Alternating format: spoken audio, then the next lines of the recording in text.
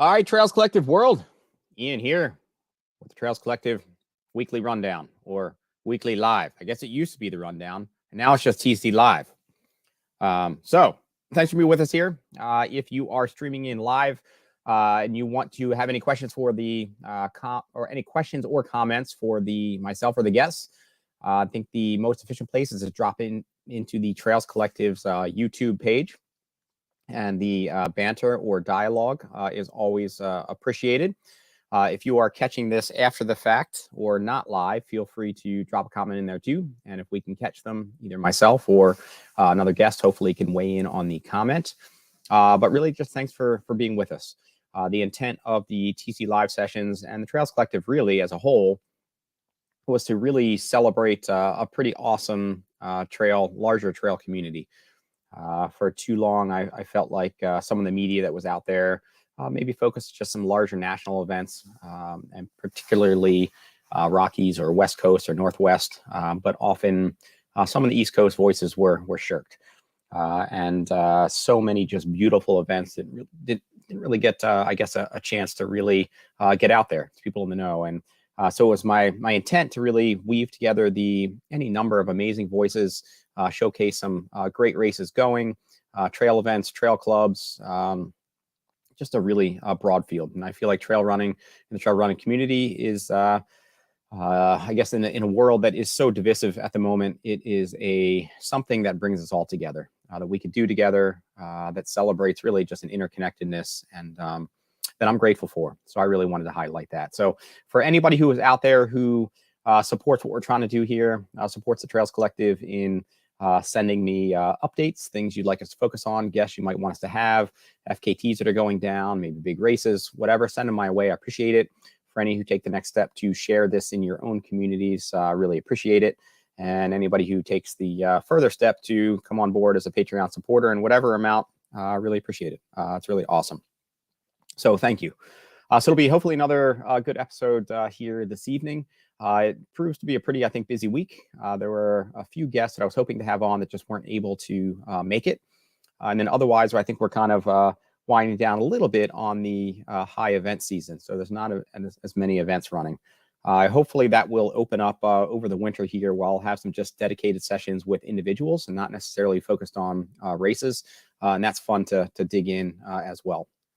So here, after an intro, I am going to bring on Jimmy McCaffrey, who some of you might know, coming out of Connecticut. Then we will turn toward Call of the Wilds Trail Festival. We'll have James Weaver on. Thanks for being on there already in the background, buddy. And hopefully Matt Lipsey will log in. He is currently at some sort of Halloween-oriented cross-country and mountain bike race, so he's going to log in from his cell phone if he's able. And then we will shift into digging in a little bit into the Biggs backyard team world championship. And we'll have 3 individuals that were running for Team USA in that one. And hopefully that'll be fun to dig in a little bit of that. So thank you for being on here. So just a few mentions before we bring in Jimmy here. On the FKT front, I guess something that caught my eye, also coming out of Connecticut, Justin Kowski. Just a beast. Pretty much anytime he toes the line or sets out to do something, kind of whatever he wants to do there. Both the one-way and the out and back on the 21 or 42 mile Wallkill Valley Rail Trail. I ran the 21 in 2:26 and then returned because you might as well at that point for the out and back in 5 hours for the 42 miles. So both moving. Let's see, registrations that are opening. MMT, Massanutten Mountain Trails, registration opens October 30th, so that is on deck. The Jigger Johnson 50 mile, 100K, 100 mile. We had Christina Fulchik on last week to plug those. That was something that she and Ryan Welts, I think, conceptualized years ago, finally bringing it to fruition through their entity in the Whites. Now, and the course are just beasts. I think she said the 100 mile maybe has like 32,000 feet of elevation gain, maybe, and just over White's terrain, just nuts. So that registration is going to open November 1st. I know they have a limited or capped field, so get on that. I just set one of mine, Loose First Crossing, which is an event here in Ithaca. It goes through the Robert H. Treman Gorge, which Cayuga Trails runs through. 5K, 10K, half marathon. The 5K and half marathon I'm adding into the mix this year because you might as well. And really just a beautiful course and just a fun weekend. Let's see. So in addition to what we'll talk about here tonight, some other results that ran. The Wawayanda was one that just went down, and that was, there have been, I think, at least one other entity was the Wawayanda Wonderful has gone there, and I think Kim with Sasquatch may be looking at Wawayanda as well. But this version is put on by Red Point and Happily Running, and they had their inaugural running. It's a beautiful Mountain Lakes region of the far northwest corner of New Jersey that a lot of people just don't know exists. And they had a half, a 50K, and a 50 mile.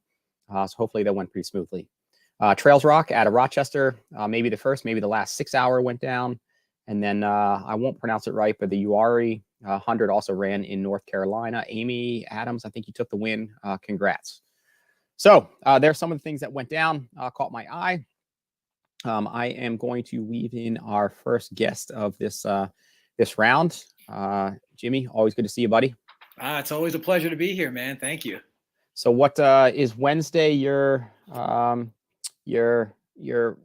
streaming live nights? Did you guys go down last night? What'd you talk about? Yeah, last night we had Jacques Sarbach, our French homie who won Bimbler's Bluff, the Connecticut 50K, I guess you could call it. It's kind of like everybody's first 50K that came up in Connecticut, and it was my first when I moved back to the East Coast. It was my first Connecticut 50K. But yeah, he won that, and he's a quality dude. He was a great guest, and we did that last night, and hopefully that's dropping Friday morning. I think we usually get them. Yeah. And for those who I didn't provide at the intro there, I kind of skipped over it. For those who don't know, and Jimmy Mack, that is the Cultra Trail and Ultra Running podcast. You're pretty much on weekly, right? I mean, you guys are really regular. Yeah, we're pretty. We try to record every Wednesday night. We try to get it out by Friday, and we've been doing it. I've been on the show since early 2019. I think they started at the end of 18, and it's a Northeast based. Kind of doing what you're doing, like just putting Northeast on the map because this sport is so West Coast centric. Yeah. So, yeah.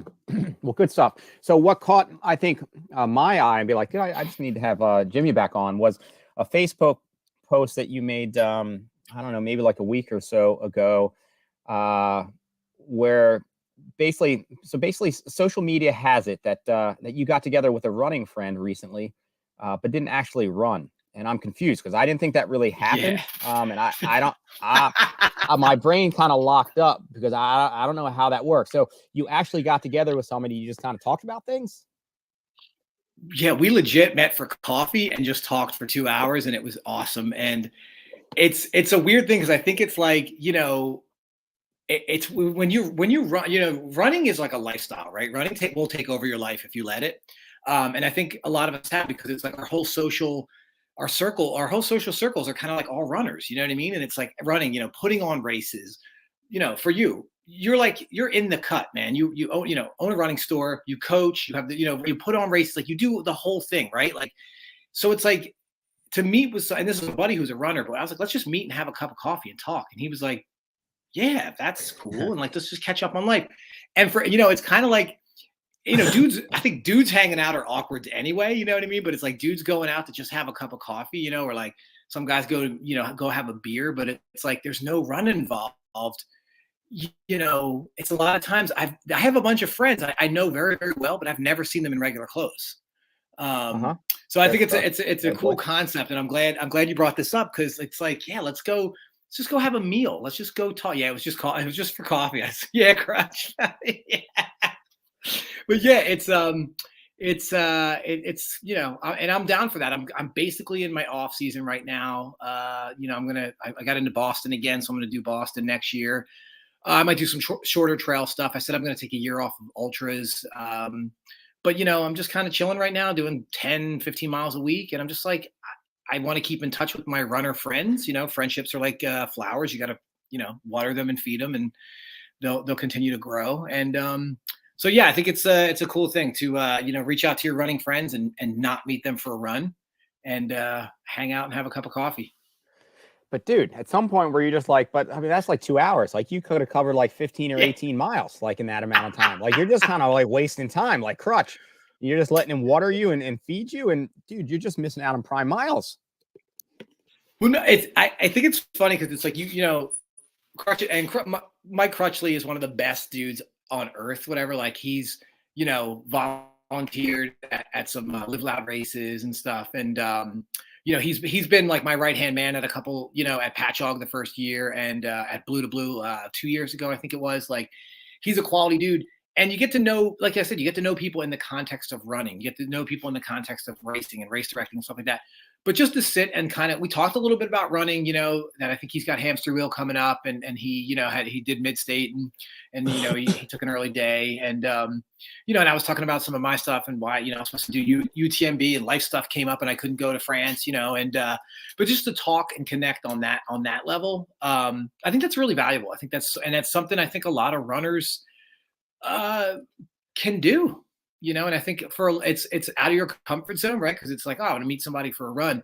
But I realized like I moved back to the East Coast and I got heavily into the running scene. I signed up for a ton of races and started just making friends with the runners, and I have a small group of friends outside of running, but I don't have sort of that life's rich pageant of diverse friends. When I lived in California, I used to have friends I would go meet for coffee, before work. I'd have friends I go record shopping with. I had friends, I go to concerts with.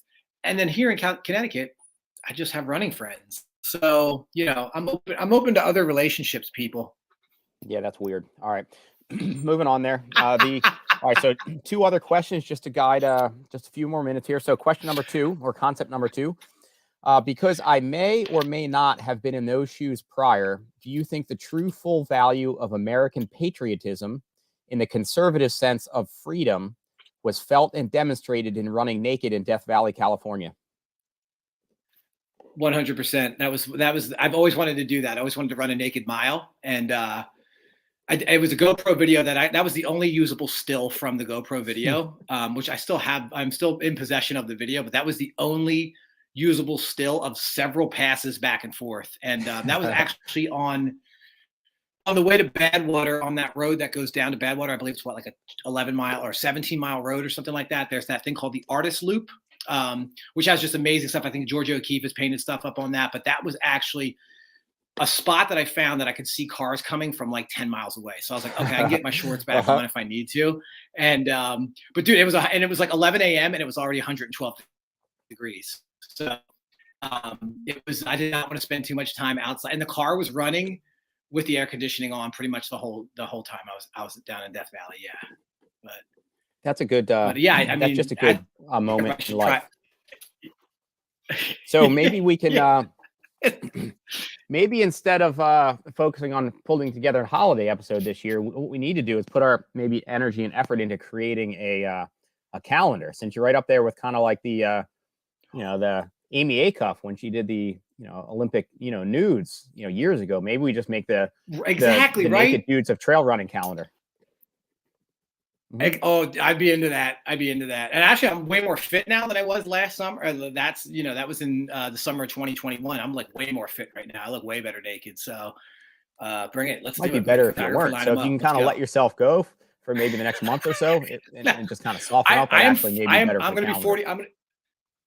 I'm going to be 46 in like 3 weeks. I'm fighting dad bod with everything I have right now.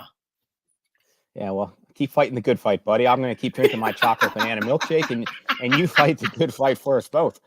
I love your dry sense of humor, dude. I love it. You're awesome, Ian. Thank you. All right, third concept. Live Loud running. What's the status? It didn't seem as loud this season. What's on deck? What are you doing? It's been in flux. I took a job a year and a half ago with an international adventure racing company, and Live Loud kind of went on the back burner for a minute. And I left that job recently in August to go back to I'm doing some substitute teaching again, and so I'm trying to slowly resurrect or maybe even change the focus, sort of. I think trying to work with some different, trying to work more locally and trying to work with some different entities here in the state of Connecticut, and try to do. I want to keep it old school, and I want to keep it that grassrootsy, kind of bare bones sort of thing, but also have some challenging stuff. So, I'm looking at next year. I'm looking at the calendar next year, and I have no idea what's going to go where and and if I'm going to even do. I might not do blue to blue anymore just because I feel like people might be too scared of that race. And I only had 20 people sign up last year for it, so. And I think Connecticut right now, I think there's an oversaturation of trail races. I think, us newer guys jumped in and threw a bunch of stuff down, and I think we're all cannibalizing each other right now. So I think, I think I'm going to refocus, and I like doing the dumb stuff like the 7-Eleven stuff, Yep. I don't know if I'm going to do that again next year. I did a donut run a couple years ago. I raised a bunch of money for charity. I might bring that back. So yeah, I'm trying to figure out what my niche is and give people what they want. It's good reset. I'm sure at some level it's I don't know, it's maybe scary for a little bit, but it's kind of coming back and the opportunity to, I don't know, kind of reconfigure who you are and what you want to do. Yeah, exactly. You're hitting a reset button, exactly. So, and try to give people. I think there's a lot of, there's a lot of social races. There's, some tougher races in Connecticut and the Northeast here, and try to find. I like putting on fun stuff. I like putting on sort of, I hate to call it gimmicky, but like some stuff that has like a little bit of a catch to it, a little story to it. Yeah. So you might see some more corny, weird stuff like that come out. Maybe stuff involving clam chowder. Who knows? So. The cream base with that. If there's any. Yeah. Well, I'm looking forward to doing. I know Kim. I know Sasquatch does the eggnog mile, so I'm looking forward to doing that again next month. So in December there. So that was the closest. Terrible. I actually have puked running, but that was pretty terrible. I'm looking forward to doing that again. Well, you keep giving me ideas here. All right, so assuming that we don't strike it rich with doing the naked dad dudes of trail running calendar for the holidays, maybe we just then go into having a good photographer there for Kim's eggnog mile, and for everybody that boots, you just kind of get the boot photo, and like that just becomes each monthly calendar. I think that's what people want in their houses, kind of hanging on in the kitchen, basically. That's what I think my wife would like. I got to reach out to Jay because that dude would be perfect for getting these candids of us people booting left and right. I've never puked on a track, and I feel like it might be time to puke on a track. Cole Crosby's done enough of that for all of us. How about Jennifer? Thank you for being on the back end already, and we'll pull you in a bit. Thumbs up or thumbs down to maybe we can make a calendar of maybe the death zone. Hang on a minute, and Jim, I'm going to bring you in a second too, since you're on there. I mean, Jennifer, if we're just expanding on calendar ideas here for now that you're going long with these big backyard things and getting like 200 miles in, there's just moments where you guys just all look like death.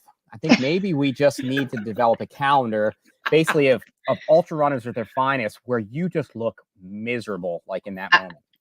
I think so. In fact, my kids are on cross country, and just seeing some of the faces across the finish line, I'm like, that could be awesome, right? Just the faces of the grimaces, the I want to die kind of faces. Yeah, I think so. That's the side that's often not celebrated. I mean, I'm usually not putting that on my event websites because maybe it wouldn't draw people, but that's just not being honest, I guess. Right.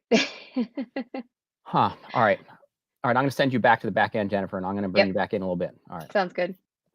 All right, Jimmy, thanks for being on for a bit. It would be great to bring you back on at random like this again and just talk like this. It's always a pleasure, Ian. You do so much for this community. I will always make time for you, my man. Right on. I appreciate it, dude. And I will talk to you next round. Thank you. All right. See you, dude. Take care. Bye-bye. All right. I am going to bring in James Weaver and Lipsey. Ooh, timing. Look at that. Unless you were watching and you just knew that this was going to be the cue. Well done, sir. Well done. And can you hear, Lipsey? You got the connection and Jim? Connection's all right? Yeah. Can you hear me? Yep. Lipsey, can you hear us? Very good. Thanks for having me. Totally. So whether Lipsey can hear us or not, we'll just be entertained by him trying to figure out his phone.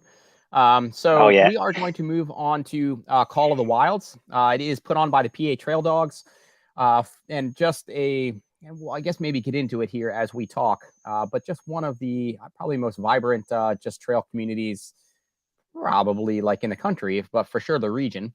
So James Weaver took the overall 50K win in 4:53. Second fastest time on the course, behind only Ben Robinson's course record of 4:28. On the women's side, Laurel Moyer crushed it, finishing third overall in a time of 5:29, well under the prior course record of 5:50. Behind her was Karen Dunn, also crushing it with a PR on the course and 3 years of faster times despite ticking into her mid-40s. I think she's 46 now, so I just thought that was awesome. And I'd hope to have both Karen and Laurel on as well, but unfortunately neither one could make it tonight, so we will have to catch them next round. In the 25K, Matt Lipsey sent an awesome finish for the win in 2:08, well under Ben Robinson's prior course record of 2:13 and his prior PR of 2:15. Ben also had a decent day in second in 2:16. For the women, the day was won by Lisa Fisher in 3:03, PR also for her on that course. So a really good day out there. So pretty solid. So let's get into what Call of the Wilds is maybe a little bit about in your days out there. So for both Matt and James, and feel free to bounce off of each other here as well. And this would be questions for both of you. So you're both clearly pretty fit for yourselves at the moment. How's the year been with highs and lows to get you to stellar races this past weekend? First of all, I just want to say that James's recording studio over there is looking pretty fly with the Call of the Wild sticker on the wall. Oh, yeah, thanks. That's looking pretty great. Nice touch, man. Decorate great. Yep. Yeah, I want to hear about James's race because that finish looked pretty impressive when you came through. So I want to hear about James's race first. James, tell me about your year going into this, and then we'll get into the actual race. So you've had a good year too. You've bounced a little bit. I know you came up to Whiteface, and maybe that was something new or outside of the comfort zone. You've also, I think, raced a 100-miler, right? I think mid-year. Yeah. So my year started off a little bit crowded with ultras in the spring, and it wasn't necessarily the number of races, just the fact that each of them were A races. So I ran Old Dominion in June. Came out of that race just mentally burned out from ultras. Recovered well physically, but I just honestly didn't really want to run anymore. But a few of my friends and I were signed up for Whiteface. I wanted to take at least a little bit of fitness to Whiteface, so kept on running. Whiteface was a very, very awesome experience. But to be honest, it left a little bit of a bad taste in my mouth because I knew I wasn't as fit as I could have been. I didn't get the training in that I wished I would have. And I really just wanted to feel fast again. So throughout the summer, I did a lot of speed work, a lot of road running, and just stayed away from like your normal grinder workouts that I do for ultras. My road racing went well. Like coming off that block of just a lot of speed work and not as many long runs. I stacked I guess five races in 8 weeks, I guess. Pretty much stacked them up every 2 weeks. One was a 5K, road 5K, and then 2 road half marathons, a 10-mile trail race, and then Call of the Wilds. So going into Call of the Wilds, I thought I'd probably be a little undertrained for the type of race it was. I hadn't gotten nearly as much hill running in as I normally would have, but with all the speed work that I'd done in the summer, the engine was tuned, so I wanted to give it a good rip. I mean, so that's, I doubt that there were any of the other Whiteface runners there for the U.S. Mountain Running Championships this year coming in with a 100-mile event focus base ahead of that with just like a few weeks, right? I mean, so that's it was a very short turnaround for sure. And so to have that motivation in a Whiteface, I mean, I guess, does that have you, so now that you ran so well at Call of the Wilds, coming off of a session focused on just more racing, more quality work, does that have you kind of reconceptualize getting to a fit point for you in terms of just putting in more quality work versus that kind of long grind workouts? I mean, do you think that, does that become a larger lesson and application for ultras, or you think it kind of worked for the moment, but whatever? No, I gained a lot of insights from the training I did this summer and how I raced coming off of that training. So I think I learned a lot of things that I can apply in training for an ultra. Just doing more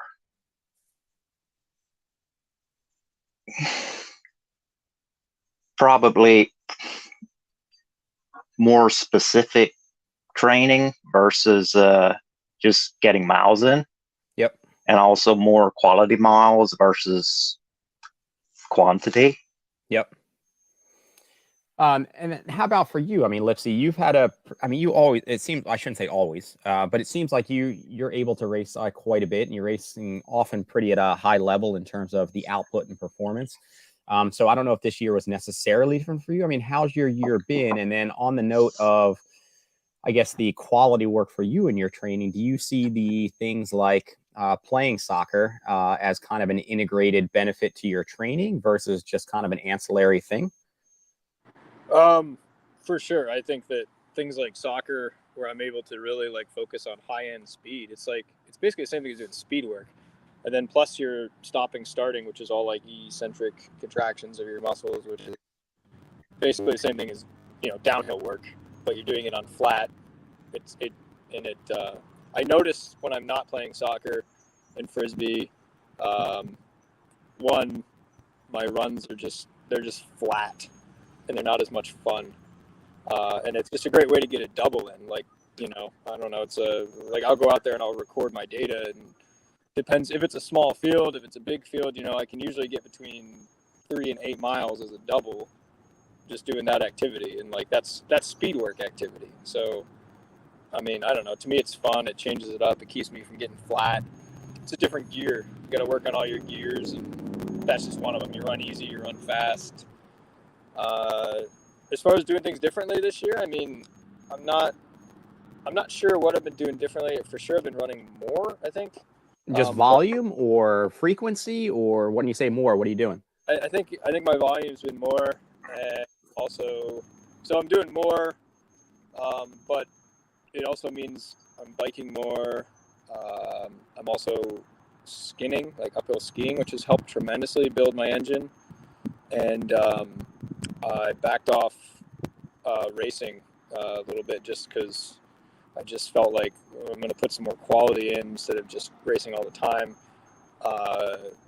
And that has kind of paid dividends with some really good races at Piner, at Frozen Sky, Call of the Wilds. I mean, I don't know. I just, so Ben had asked me a couple months ago, or maybe a month ago, he said, hey, are you doing it? And I was like, I didn't really think about it. And I was like, yeah, I mean, why not? Sure. So I could be in there.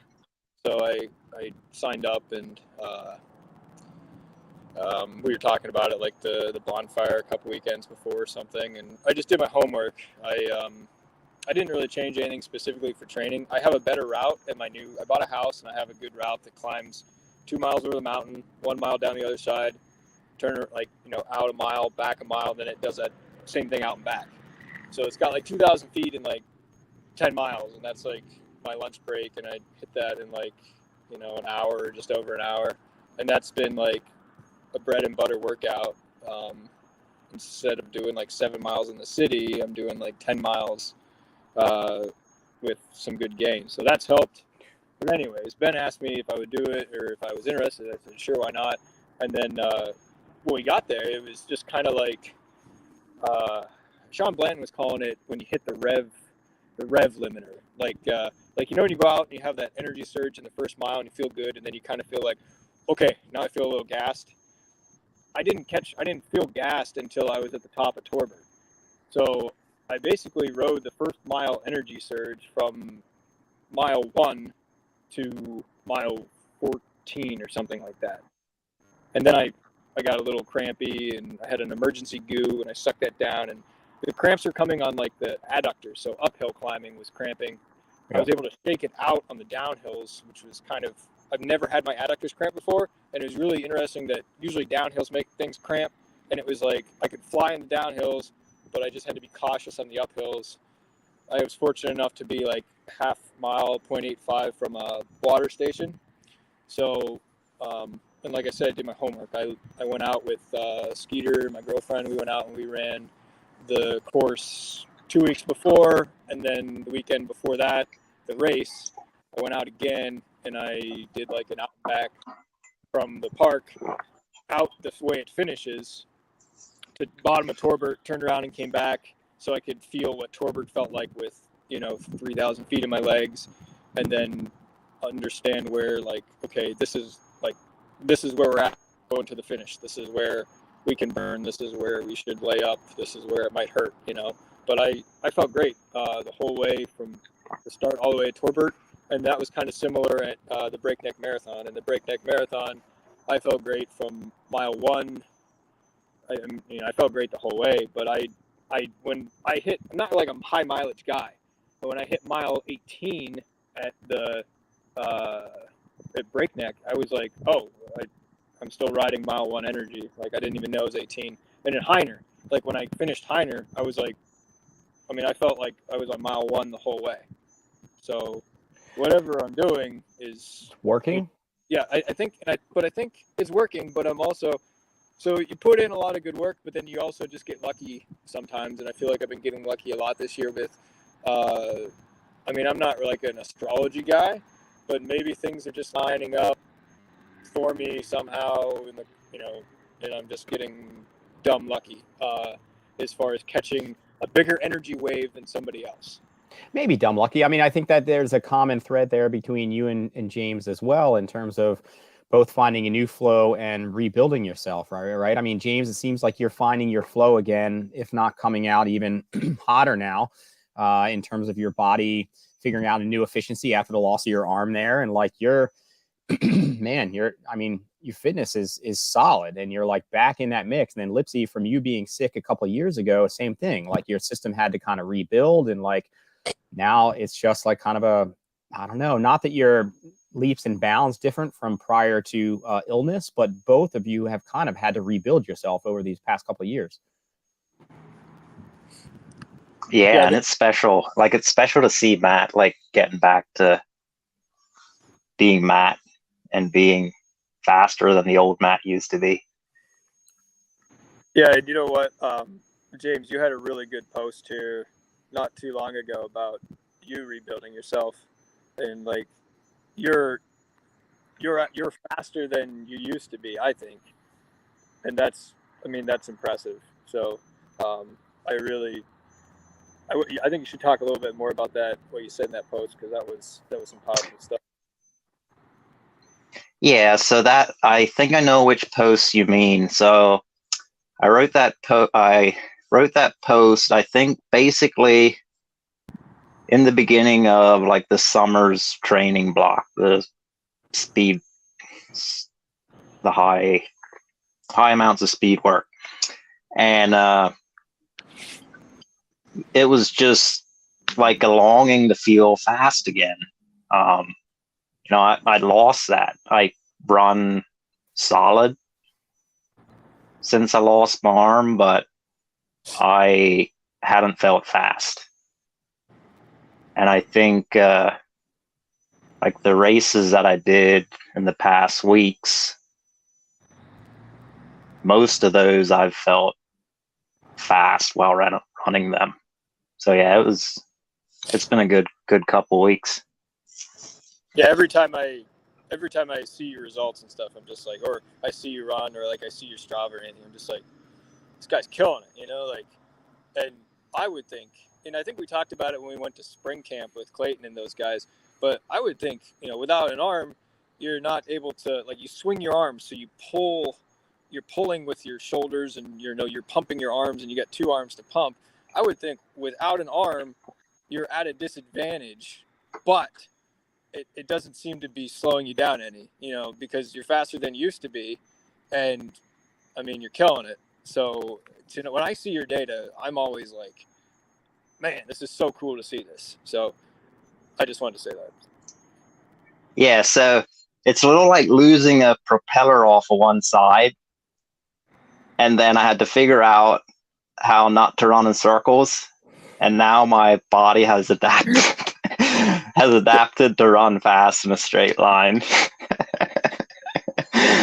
Something like that. I guess you could have just become a track runner and you could have just gone in one direction like the entire time and just maybe reverse it. But here you are. You kind of moved on. Or a NASCAR. Yeah. All right, I'm going to hold you guys for just a couple more minutes here, and then we'll move on to the Biggs crew.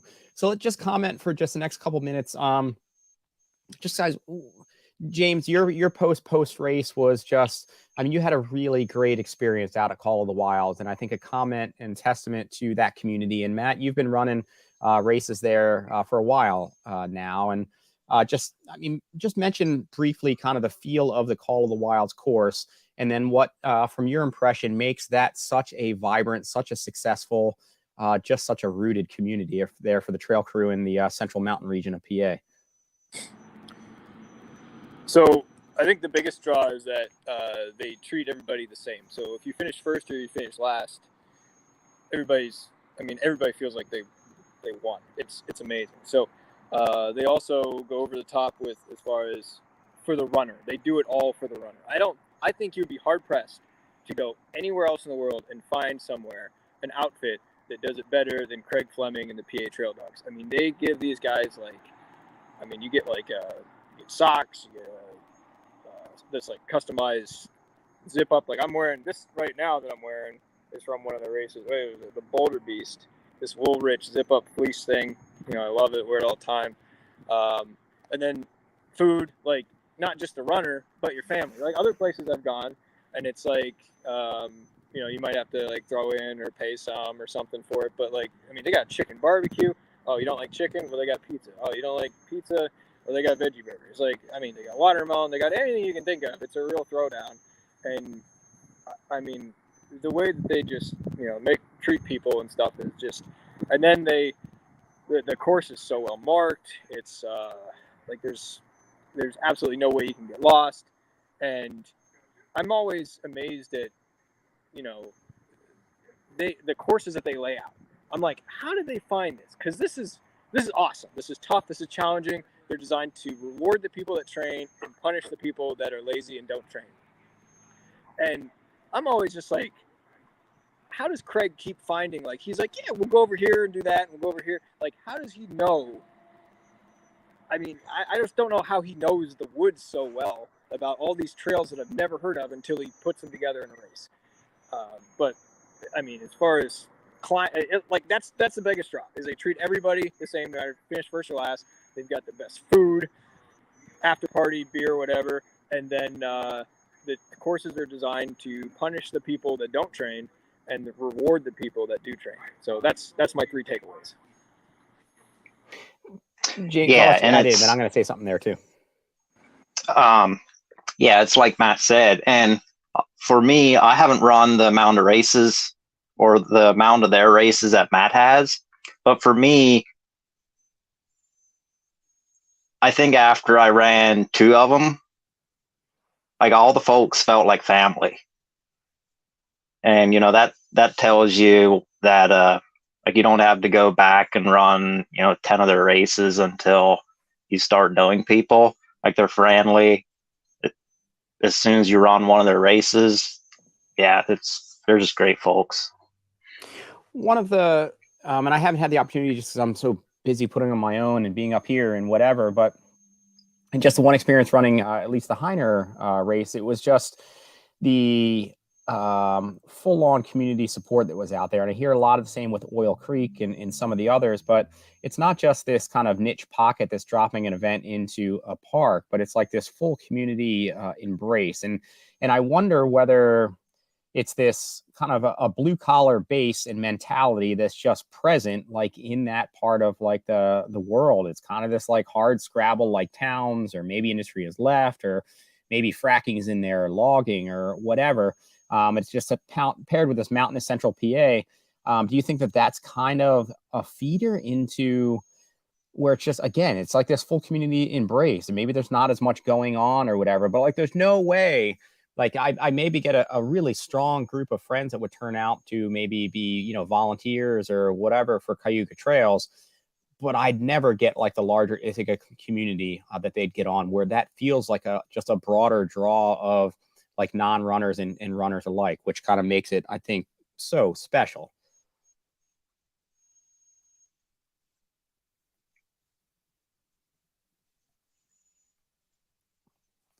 And Matt, we may have lost you there, but yeah. Oh, I think. Sorry, I was plugging my phone in. So all right, if you guys want to respond to that, if not, that's okay. But that I'd kind of wondered that, because I feel like it makes it a pretty special scene, and I don't see that everywhere that I go. It's almost more like these sweaty outlier runners or whatever, where it's like it's not like that. It's not like that there. Well, Heiner's special. I think Heiner, attracts like the broader community, and with runners from all over PA just making a point of going to Heiner every year, and you get that family feel at Heiner, and it's just 1,000 runners or more. Most of those runners are going back every year, so you're just seeing a lot of the same runners every year, and it's just this big spring family reunion. And that's fair. And there's a certain party atmosphere. I think there's a lot of events are maybe either they can't get the big draw, or maybe they're limited by parking, or maybe the trails can't handle the volume. I think a lot of reasons why a lot of trail events can't take off. I know when I was Chrissy Mail and I were, I think, talking about this one time. One year that she opened up the Chuckanut race up in Bellingham, Washington, registration numbers, where they're one that historically it would cap out really quick. And one year, and it was on some sort of anniversary year, I forget what it is, she opened it up to, I forget whatever number, maybe it went from like 400 to allowing like 800 or something like that. And it really just like changed the vibe, and it wasn't necessarily in the way that she wanted it to change, and she pulled that back in. I think often you get that. So any number of reasons why trail events maybe stay small, but Heiner's one that seems to have scaled up, but not lost the essence of kind of traditional, trail running in that community. Yeah, and going along the lines of what you just said there, like I've talked to Craig about just that in the past, and so like they have permits with like DCNR and stuff that allows a certain amount of people to be in the race, and they've actually, like, every year they're like, hey, if you want, you could have another 300 people. You could have another, whatever number that is. They're always like, this went well, you can size up. And Craig's like, no, this is good. He's like, what we're doing is good. This is the right number. So, just kind of like what you said. He's got a good system. He's got a good number. He likes it. He's staying with it. All right, we're going to close out just because I could have made it the focus, but I was more made focus talking to you guys just in 1 minute here or so before I bring in the next crew. Just give us the essence of Call of the Wild's course. Fall colors. Yeah. Just very and brutal. And, it's up and down and smacks you in the mouth and punches you in the stomach and spits you back out, and it's up to each individual to figure out if they had fun or not. The 25K is 2 climbs back to back, up down. Well, they start with a road mile, and then it's like 2 climbs, up down, and then when you get to the bottom of that one, they're like, okay, now time trial 4 miles, which is basically on a, like, it's like right next to a rail trail. So it's like, okay, time trial at 4 mile. And then they're like, okay, last climb. And then it's like the biggest one. And you're like, but I mean, if you like a showcase of fall colors, can't really go wrong with it. I mean, it was just orange and red and yellow, and I mean, it was just spectacular. Bob Ross would have loved it. Bob Ross. There's probably happy little trees all over the place. That's spectaculer. You know, you could be all a good Rob Ross. I mean, you look kind of like you could do that for Halloween. You could be a Bob Ross if you weren't already going as, Ben Stiller. Yeah, well, I may send you that image here shortly. You'll see on Monday. I just, I may or may not have just gone out and bought a dodgeball. So we'll see. You need like a whole bag. You need to like peg the kids that come by your house. That would be kind of funny. All right. All right, guys, thanks for being on here tonight, especially Matt, since you're out in an event to plug in with your cell phone. I appreciate it. To both of you guys, it was awesome that you both had great weekends, and I look forward to connecting with both of you on the next round here. Great seeing you guys. Thanks for having me. See you. All right. See you, Matt. All right, so we are going to shift to bigs. I'm going to weave in Jennifer and Kevin. Thanks for being on here, and thanks for being patient as we push back a little bit. It's good to see all of you here. Chris, I've met you in person. Jennifer and Kevin, it's just good to see you both digitally here, at least again. So for those not paying attention, the Bigs Backyard World Team Championship just went down a couple weeks ago. The U.S. team took the win with a combined 860 yards with, is it pronounced Peter? How do you pronounce his first name? Is it Petter? What's his? Pitois or something. Chris, you know? I pronounced it Piotr. Okay. All right. Chadovich with the last American standing with 76 laps. Harvey Lewis with the assist. And I probably will pronounce these incorrectly as well. Merjin Geertz. How do you pronounce his name? You guys want to correct me there or stab at it? Marin Gertz. Good. And you might as well give me the other one here. Ivo, Stayert. Good guess. Who knows? Yeah.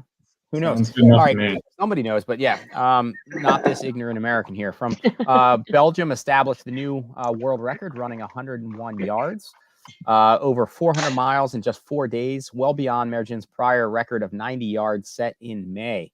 And Scott, good question there in terms of the mustache is gone already. Yeah.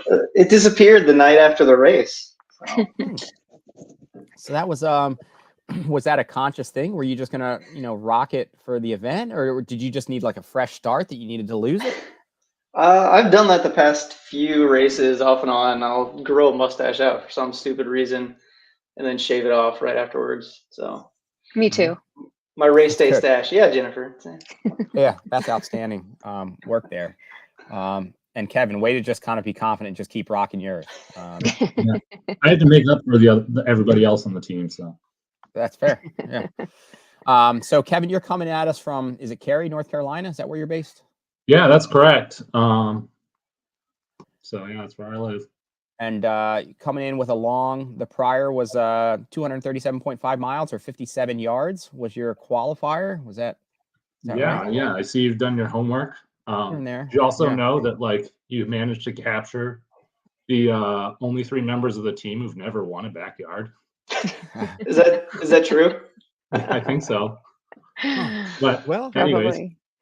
Yeah, I did 57 at Capitol in the spring, which was my first backyard, and didn't do quite as well this time around at Bigs, but learning experience for me. Well, yeah. Well, all right. Well, let's get into that here in a second, then too, in terms of the learning. Jennifer, you're coming in. You Ohio as well? Where are you coming in? Yeah, so New Richmond, Ohio, but it's just like southeast of Cincinnati. So yeah. Yeah. Okay.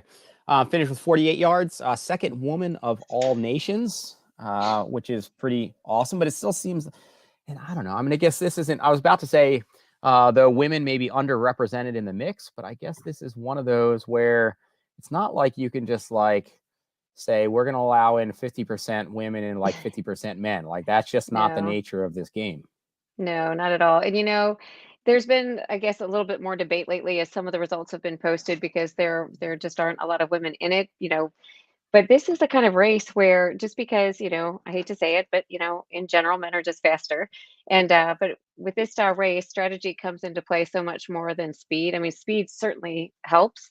If I'd been faster, I think I could have done, more, but it definitely levels the playing field, I think. And it's still kind of new and still kind of a niche sport. Like I think there's more and more women starting to get into it. Hopefully that'll continue to grow. Well, I think the speed for sure, I think becomes a factor there, but it also seems like there's some data there that the longer that you go in terms of endurance, that table can balance out or flip a little bit. So maybe under the hour ends up being like a stretch or a push. Like I wonder what that sweet spot would be where you'd maybe see, I don't know, more like gender neutral, like variable there or whatever. If the women can really go longer and ride it out, but maybe it's like, Right. I don't know, an hour and 10 minutes or like something to that effect. Yeah, maybe. Yeah, that would be interesting to see. So I think we need to, as the sport continues to grow, I think it'll play out more. But yeah, I think there's a lot of opportunity there. I think a lot of it is the fear, and that I think a lot of people don't like that DNF hanging out there too. You know what I mean? So there's the fear of trying it. We actually That's just hosted our first backyard last weekend, and that was so fun. And we had a lot more men than women, but the women represented. We had some really good, strong women out there, so it was a lot of fun. Well, then I'll intro Chris here and then, but maybe I'll follow up on a concept there in terms of the DNF hanging out there. So Chris, coming at us also from Ohio. What town in Ohio are you from? Where? I'm in St. Louis. Oh, Missouri. That's right. St. Louis. Oh, burn, Chris. I mean, that's kind of like Ohio though, right? I mean, yeah. I saw some meme today that was like basically quit complaining about how bad your life is because people literally live in Ohio. I felt that was appropriate for Jennifer. He's constantly burning Ohio, so the fact that you said that was pretty funny. It's good that you feel confident in, about Missouri. That's good for you. That's healthy mindset. So so your PR though, Chris, 84 yards, 350 miles. Tapped out at 60 this round. Only 2 from Belgium and 2 from Japan went longer this year than your prior long. So, dude, if you could just did what you did last time, you would have crushed it. Yeah, I know, but I tore my Achilles, so. Dude, I don't know. Sew that thing back up and you throw a Band-Aid on and you keep going. Just cut a hole in there and stitch it up. Yeah. Every 5 minutes, put another couple stitches in. You need to reconsider who your crew is then. Your crew chief for next round. You need an orthopedic surgeon to weave that. Doctor on there, right? Yeah. What was that? Although in his defense, I think 12 hours with that thing torn, something like that. Yeah, 12 hours with a popped Achilles. So not bad. Yeah, that's pretty good. So, all right, let's get here to that in a second more too. But coming back to the DNF, because you mentioned the DNF hanging out there, which is just that, I don't know, I guess it's a good thing these results just don't live on ultra sign up because nobody would like sign up. Like, it would just kill everybody's ultra sign up ranking. Yeah. Yeah. All right. So on this, just a few kind of guiding questions or territories here. So basically, how are we here? Like a newish trail and ultra niche that's quickly grown so popular enough to have a world team championship. The growth in celebrity, Chris, you just plugged that New York Times article, which isn't unique for New York Times. I mean, I feel like they often throw up articles on running, often like marathons or something else. And that's obviously a very click-worthy article. Kind of paints these kind of crazy weird niche native community that's just kind of running around in the woods, and it's fun for maybe the people in the highbrow city audience to read these newspapers on like this is nutty. But it's the growth has been like crazy and kind of shaping and just the awareness. So comment on just like getting here, like what's happening. Well, prior to the race, I actually wrote about this a little bit. I think what really allowed it to take off was that first quarantine backyard ultra.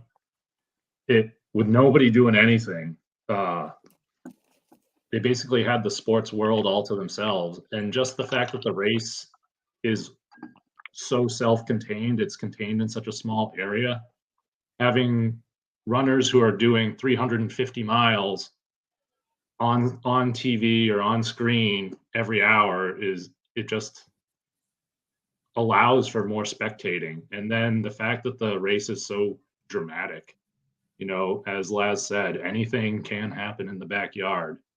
So, you know, popped Achilles, uncontrollable vomiting, you know, coming in 15 seconds after the timer. It's all just thrilling, really. Yeah, and so like a buddy of mine, Alex Papadopoulos, Ian, do you know him? Yeah. Yeah, so he's a race director in the Mid-Atlantic, and he has a number of timed events, you know, like 8-hour, 12-hour, 24-hour loop races. And those always seem to draw more people that just are kind of, I don't know, feeling out the water of ultra running. It's just a night, you know, it's one of those opportunities where you're not stuck in like a 50-mile or 100-mile out and back. You can kind of go as you please in those style of races. And I think the backyard kind of takes that and just moves it to the next level. It's, you know, it gives you the self-contained atmosphere, like Kevin said, where you can test yourself, but you can back off if you need to, you know, if you're not ready, or you can push yourself if you're trying to see truly how far you can go. And it's just, yeah, it's like everybody's welcome. And I think that's really part of the draw of the race format. Yeah, I would agree. It's interesting because one of the races we host is a timed event, 8, 12, 24, and 48. Last year was the first year we did offered the 48, and it was the one that sold out like the quickest because there were a lot of people that wanted to try and get to 100 miles, but they didn't know if they could do it in 24 hours. So they're like, okay, you know, and it was really cool. We had like a lot of older people, like that one lady went and took a nap for 8 hours, but you know, she got to her 100 miles and it was just really cool to witness. And then I think too, just what you and Harvey did last year and the publicity with Rich Roll and just all that kind of stuff, it just kind of started to explode a little bit. And yeah, just, I don't know, one of those quirky formats that people are like, huh, you know, wonder what this is all about. I know I never would have tried it except during quarantine. There was nothing else. Like all the other races were canceled, but the Ohio backyard was going. So I'm like, all right, well, maybe I'll try it. Go run in my neighborhood for a day straight, abandon my family. Yeah. They could wave to you every hour, right? Yeah. And it seems like one of these where, I don't know, in terms of changing or shuffling the deck, right? If you've got the concept of putting in 4 miles in like an hour, it seems very, I don't know, like very tangible. Right. Like conceptually, you're like, oh, like whatever. Like I can pretty much walk that. Shuffle, I'm just gonna yeah. like walk all day. That And is what I obviously do. it and that changes as you go. But it seems like that, I wonder if that makes it more appealing to people as well. And the concept of like, I may not be fast next to that person. I'm never going to go out and win this like race in my community, but I don't know. Can I just keep going? Like maybe. Yep, for sure. We And saw a lot of that at our backyard last weekend. You know, even like the super fast people, we were like, you know, my biggest advice to them was learn how to go slow, right? And so, you know, there was a lot of talk of going 300 miles at our race last weekend. It didn't happen, but you know, people think, okay, I can do 4 miles an hour for like forever, right? Because you know, you don't have to move very fast. It's easy till it's not. and that's funny. I guess that's funny too. You're saying you hear the general comments of talk of going 300 miles because then you get this maybe distorted perception of, yeah, whatever. Like I can keep going forever, and like 300, it's just like 300 miles, and then somehow you lose this like, do you even know what you're talking about? Like that's a lot of miles. Like you can't, like what are you talking about? Yeah, it's a cakewalk, right, Chris? So easy. Yeah. So there was, and it may have been Peter, and again, you just pronounced it right for me, I think, Chris, and I already, I'm like, I don't know. I think you got it. You nailed it right there. But and correct me if I'm wrong, but I think somebody posted a photo of him being the only one to not use like a chair or a cot. Was he the one that was on the ground in his tent for the whole time? It's like, all right, well, maybe there's kind of a there's something there. Is that the replicable strategy, or kind of what's worked for all of you in as much as something can work, and you think there's something there? I saw a picture of him in a chair at one point, but after the race, I went into his tent and there was no chair to be found. So I have no idea. Had to get rid of the what's going evidence. on. I was about to say, damn it, man, trying to unearth my that theory there. No, actually, at Capitol, I didn't use anything. I also laid on the ground and went 57 yards. And this time I had both a cot and a chair, and I only went 38. So who knows? Dude, Throw 'em you out. just got soft. Yeah. Yeah. I in the middle of Bigs this year, like I was having trouble trying to fall asleep in my chair that reclined. And so I ended up just laying down on the ground for a number of hours. I just come in and fall flat on my face and try and sleep on the ground. Does it work? Did you get windows of where you're able to like actually like literally, sleep 5-10 minutes? I mean, how's that go in that length of time, especially if you reflect back on the one where you went 350 miles, or Jennifer, when you went wicked long as well for any one of you, as long as you've gone. I mean, I guess you can maybe get elements of that when you're doing maybe 100 miler or something like that. But I imagine once you get up into what you're doing now, I mean, how's the body react? Are you literally, is it like lights out as soon as you hit the ground for like 5 minutes? Well, at Capitol, I remember I could not, like, I kept trying to sleep and I could not sleep. And so by the third, heading into the third night, I was out of it. And at Biggs, that second night, I was so tired. I came in and I was out. Like, I started talking in my sleep. So, and yet Capitol, I went longer on no sleep. It just, there's so many factors, you know what I mean? I think it's anyone's game, or, everyone's different and every race is different. Yeah, I mean, at Capitol, I was coming in with like 1 or 2 more extra minutes. I didn't actually sleep at either race, but at Capitol, I was able to lay down every loop and close my eyes. Whereas at Biggs, there were a number of loops where I was coming in with only like 3 or 4 minutes, and it was basically just trying to stuff my face with food or trying to figure out what was going on with my gut or something, Yeah, I've only done 3 of these races. One of them I had 0 seconds of sleep, and then the last 2 Bigs. Last year I was able to get like 8 to 10 minutes of sleep every hour for a good number of hours. I would just be out. And this past year, I felt like I only got a couple minutes of sleep throughout the whole race. But you still get the shut eye. I think so I'm not really sure if like the sleep really matters that much, as long as your body is used to it a little bit, like it knows what to expect. But getting that shut eye, just being able to like close your eyes so you're no longer like processing as much, and just relaxing, almost meditating there, is helpful. So long as you're not getting frustrated because you're not falling asleep. That's the worst. Right. When you have That's those no periods, good. those are terrible. Damn it, I need to sleep. It's like, I only got 4 minutes left.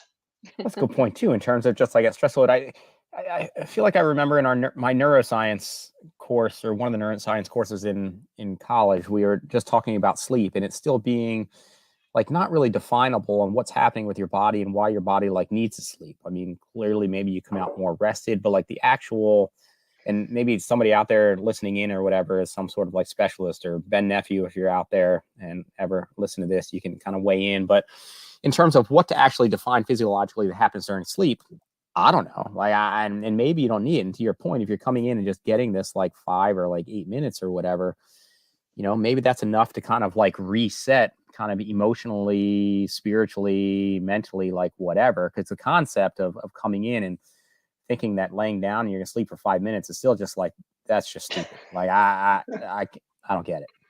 Well, maybe that's the beauty of the backyard, is you really don't have to worry about staying awake for a whole day. You just have to get through the next hour.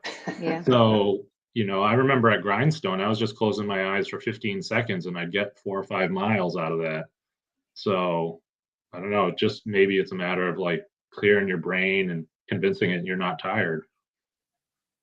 So for each of you, and Kevin, based on that comment, then in terms of just have to focus on the hour, do you feel like you were all able to go in and maintain that mindset? I mean, do you go in, I guess, with like, well, I know I can go 100 miles. That's going to get me like X amount, or I know I can get through like to tomorrow or whatever. And like, so you're thinking in this like longer term game. Are you literally able to flip into this mindset of literally, I'm not thinking beyond like the next loop? Yeah, that's what happened to me. Like I was on, I think, hour 21 when things started to go a little bit sideways for me. And, if it's been a normal race, I might have considered something else, but I just said, you know what? Team needs some extra points. I'll see how many points I can get, because I didn't think I'd be going 3 or 4 days any longer.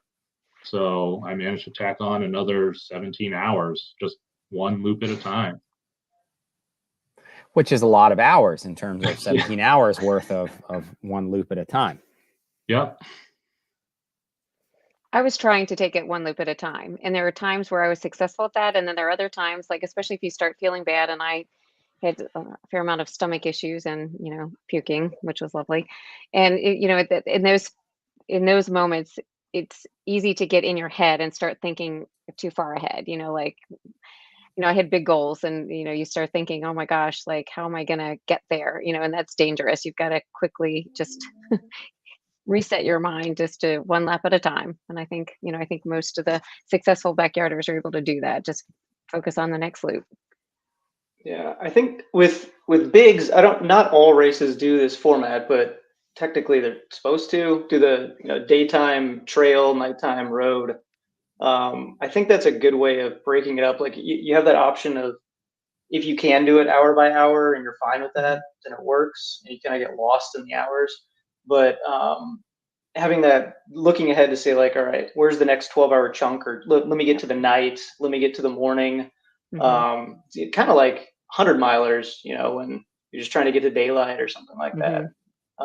So you're looking ahead down the horizon, but it's not too far. It's not this massive undertaking where you're thinking like, I've got another, 2 days worth of running to worry about. It's just kind of like, let me get to that next chunk of hours.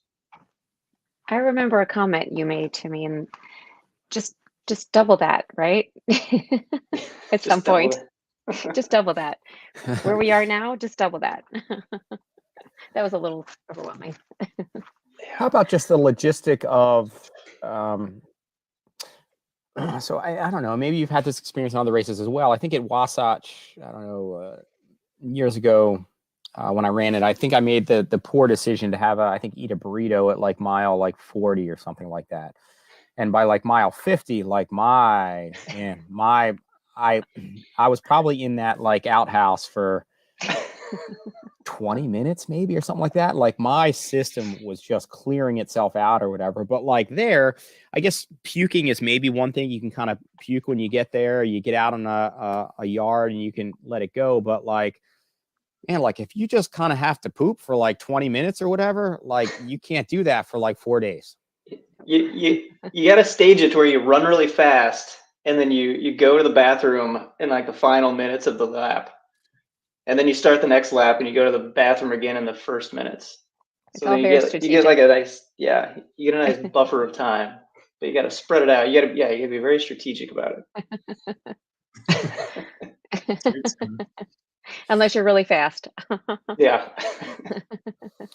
How about and after 150 or 200 miles, you're not that fast. There's no really fast out there at that point. The mentality, and this is, I guess, to counterbalance the buy-in of people being like, all right, well, I'm not fast, but I can do 15-minute miles kind of forever.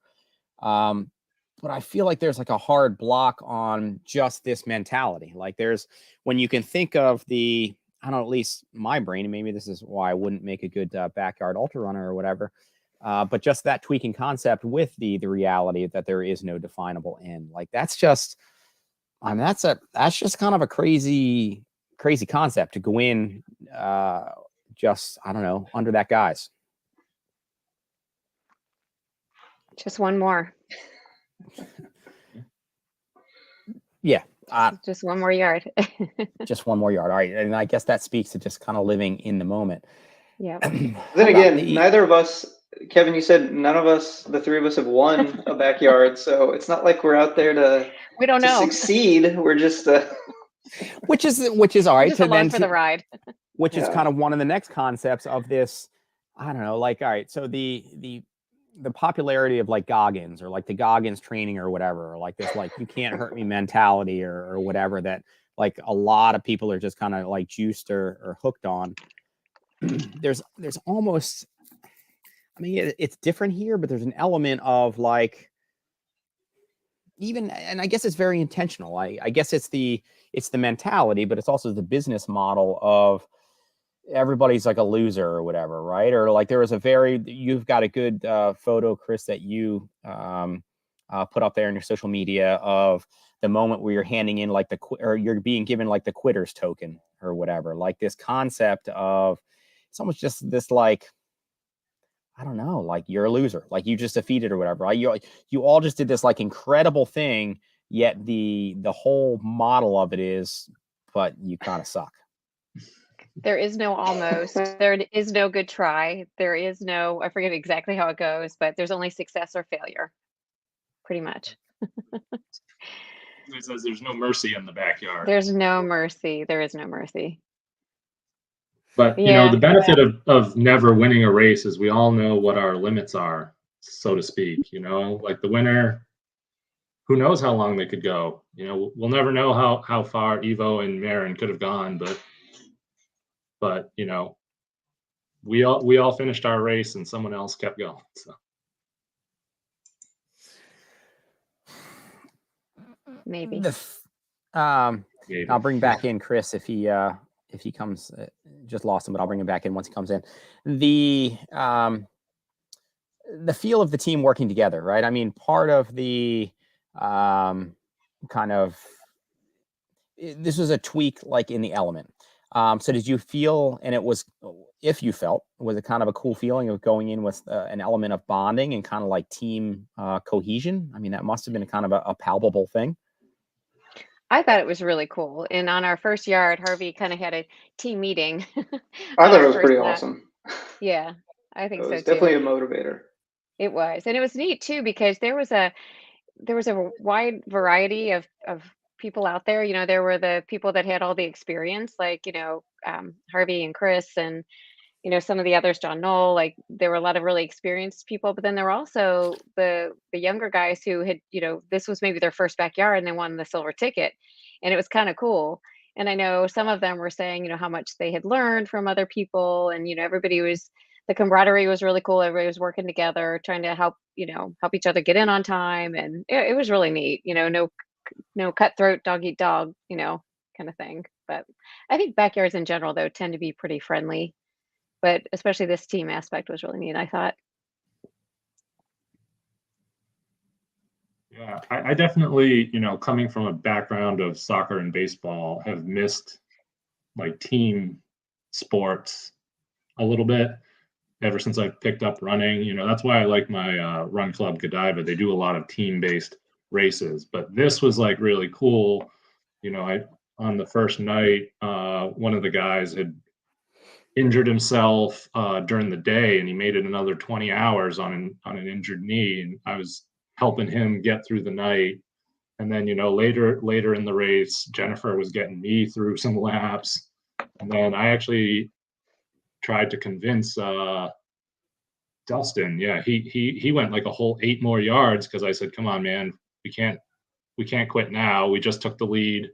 You know, we got to start putting more distance between us and Belgium, you know, so let's at least go out there. And if we don't get back in time, we'll, you know, that's fine, but at least we gave it a go. And so he went out, you know, and he like I said, he tacked on 8 more hours. So yep, that's pretty cool. So mechanically, right? I mean, when you're going to like no end, when it pops, it pops. So Jennifer, you're coming into this round following the ankle injury. Is that what it was? Yeah. Prior? Yes.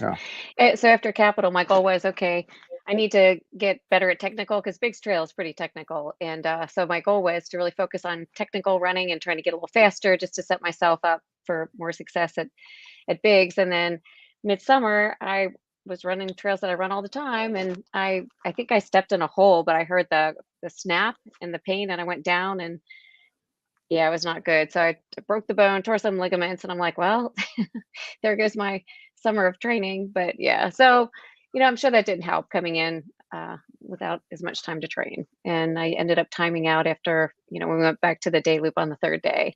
It was pretty disappointing, but you know, it is what it is. I was excited to be there. There was a part of me ahead of time that thought, am I the best person for this race? You know what I mean? Like, am I going to be able to do what I need to do there? But then I felt pretty good going into it. I just don't think I had, the endurance and stuff back up yet. But we'll see, hopefully a chance to do it again. And then Chris, watching you again, in one of the couple times that I caught you going back out, and I think I maybe mentioned it to you already, but it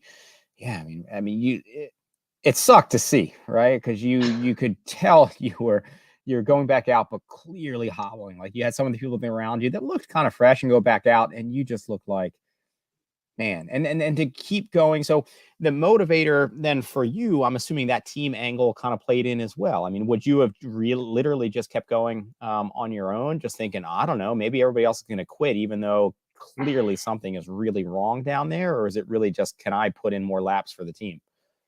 I don't know. It's a tough question to answer because I heard and felt the pop in my Achilles.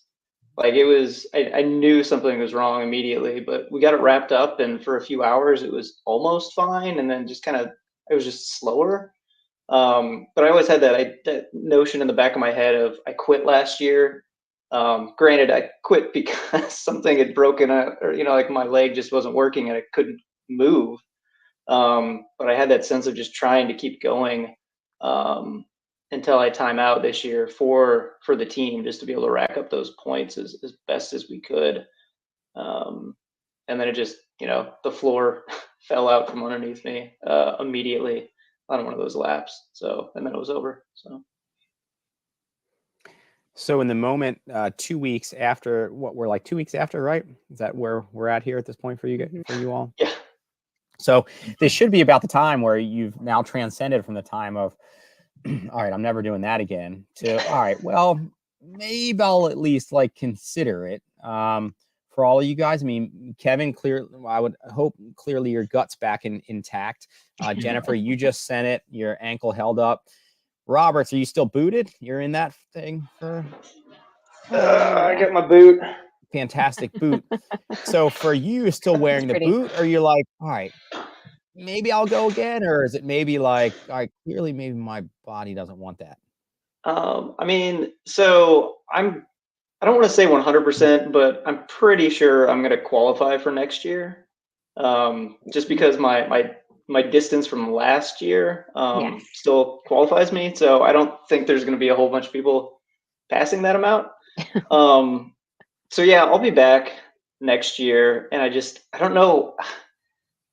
Maybe third time's a charm. I would just love to go until, my whole body quits, until it's like a full system breakdown, like mentally, or all your muscles just give out, and not like this one little piece of tissue that's happened in the past 2 years.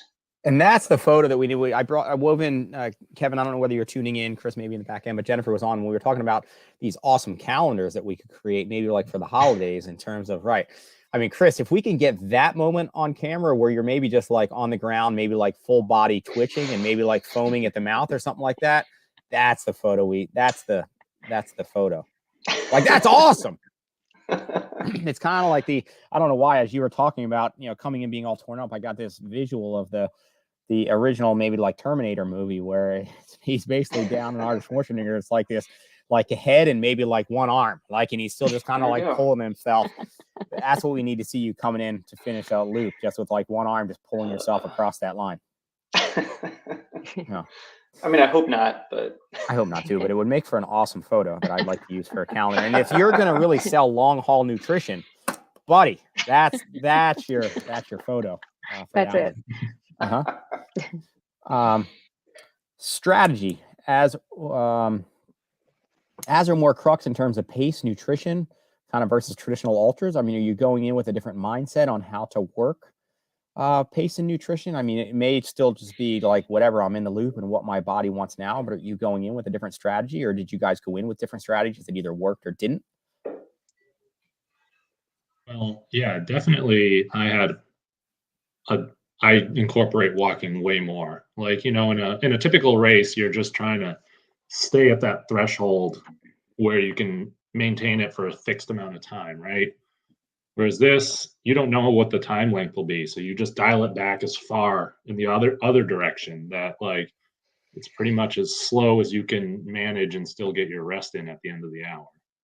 So, when I was at Capitol, I was walking literally every single uphill. Like, I mean, even if it was just a stick or something, like I was walking the uphills and running the downhills, and that was it. So my trail loops were actually faster than the day loops because, at night I'd have to run the whole time, because I wasn't getting the aid assist of gravity. So yeah, definitely a lot more walking for me. Yeah, I'd say definitely a lot slower. In fact, I wish I would have taken it even slower the first day and night. Like the first night I was coming in trying to sleep and there was no sleeping to be had. But I think that might have, if I had dialed it back even a little bit more, I think that would have served me better on day 3.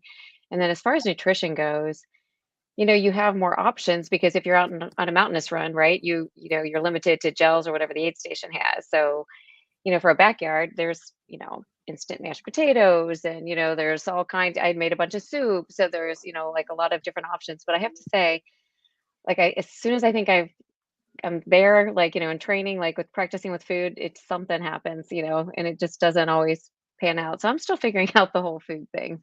But Yeah, the backyard nutrition is weird because for me, like I never have problems in like 20 or like 100-mile races. I could take mostly gels and regular sports drinks and stuff and just a little bit of candy or whatever from the aid station. But after like 24 to 36 hours of running in the backyard, things start changing for me. And like maybe I get a little bit of like acid reflux, or you just stop wanting something and your body just doesn't, your body isn't tolerating something. So you got to switch. And I was thinking, oh, I love all these chocolates and these sweet things, and then I don't want any of them. I don't touch them at all for the last half of the race, and it's just and it's hard to train that because you're not running in training for 36 hours. You're not putting your body in that kind of weird deficit. So it's almost just like every time is a new learning experience. It may be different the next time around. It's just like, right, so true. It's a crapshoot. So. I mean, if I knew, I wouldn't have been out throwing up. So,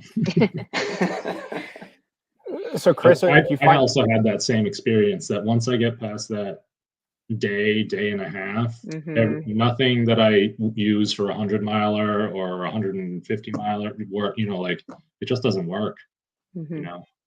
So what do you remember what you've craved and that started to, like, how does it turn? What do you crave once you get into that 36-hour zone?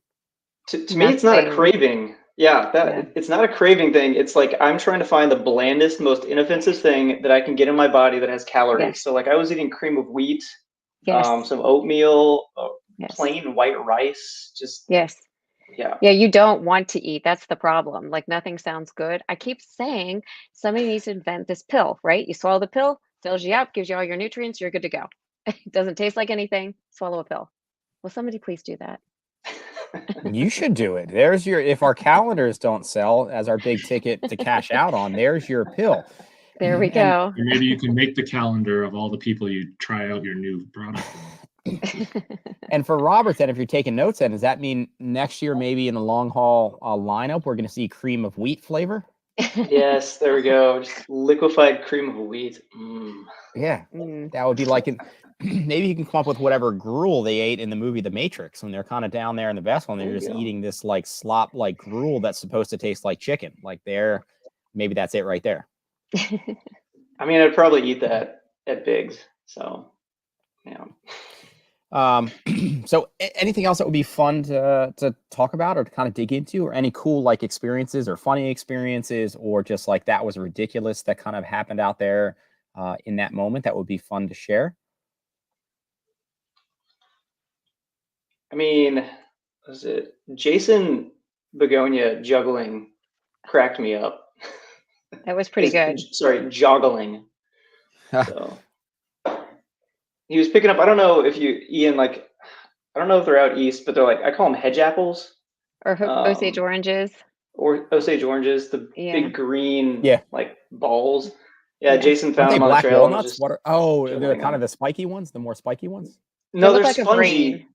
They're like, they're green. They look like a brain, and they're the size of like a softball. Yeah. So he's just grabbing those and just juggling as he went. Yep.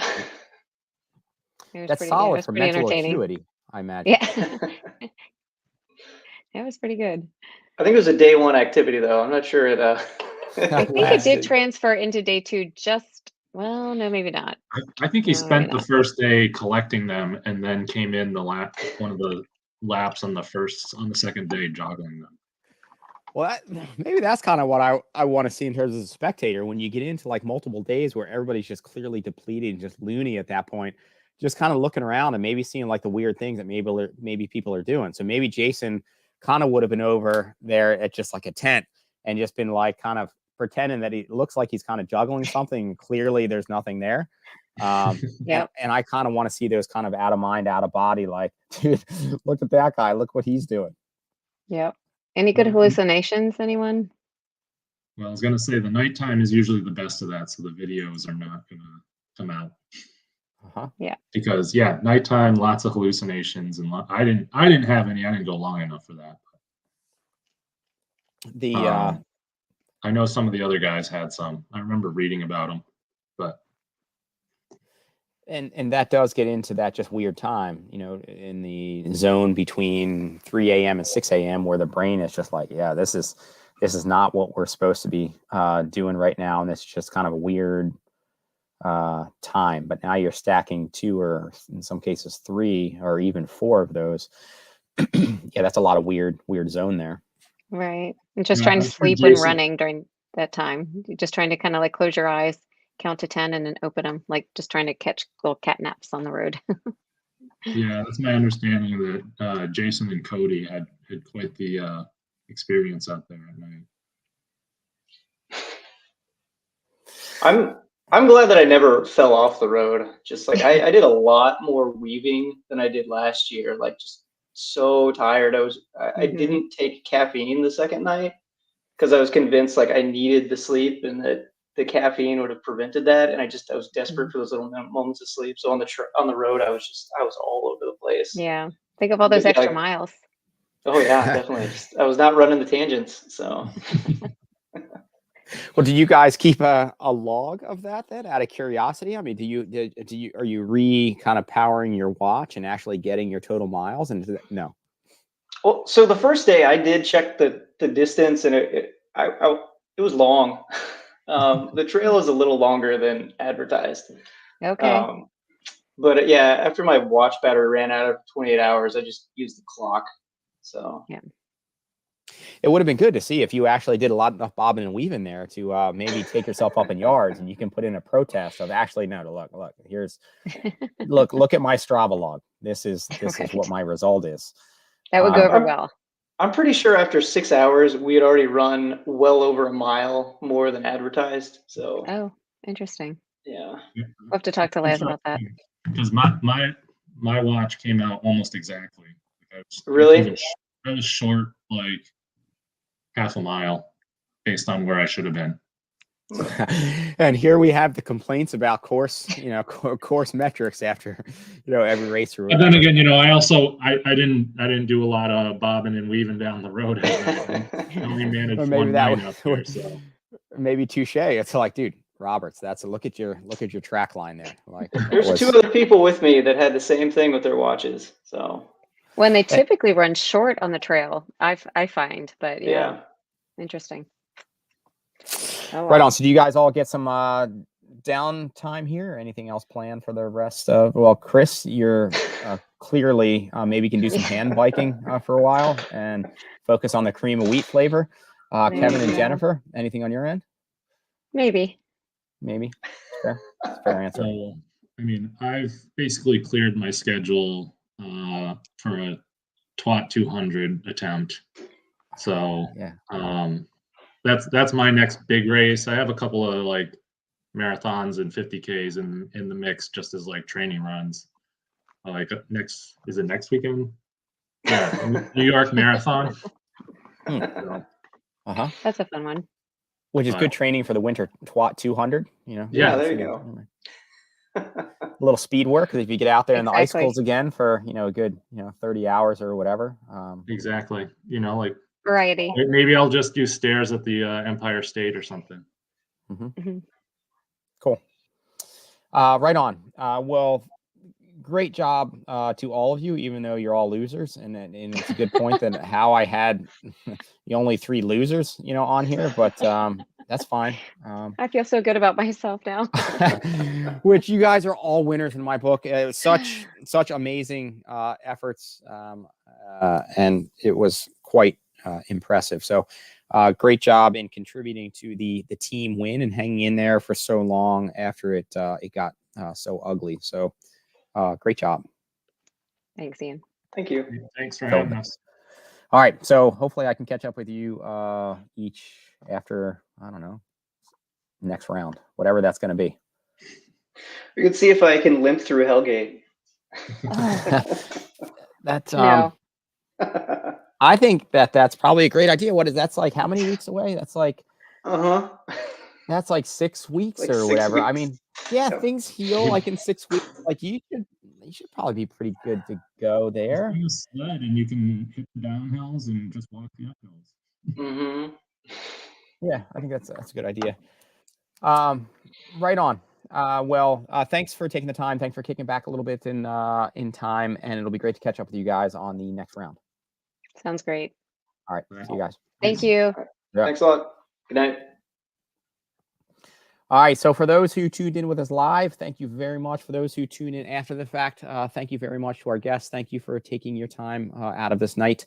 We'll see what comes next weekend. I think I'm going to have a friend, Luis Escobar, and a good friend, Sarah Kai's on to talk about the snowman race that happened in Bhutan a week or so ago. A pretty just incredible thing in and of itself. So clearly Bhutan is not East Coast, but I'm excited to dig in with them about the experience. Javelina is happening, one of the biggest trail parties of the year. So we'll see. Maybe we'll get in a voice in from that. Good luck to those who are running, including some Beast Coasters. And then potentially the Mount Tom, one of Amy Rozecki's races. I think it's 30K, 50K that ran, and might have Sean Donegan and Stephen Lang on there for good races there. So I am off to see my kids to bed. I have a cross-country race on the coaching front this weekend, a conference meet, which I am excited about. And I hope you guys all have great weekends wherever you are. So thanks for tuning in. Thanks for your support of the Trails Collective. And I will catch you sometime around this time next week. All right. See ya.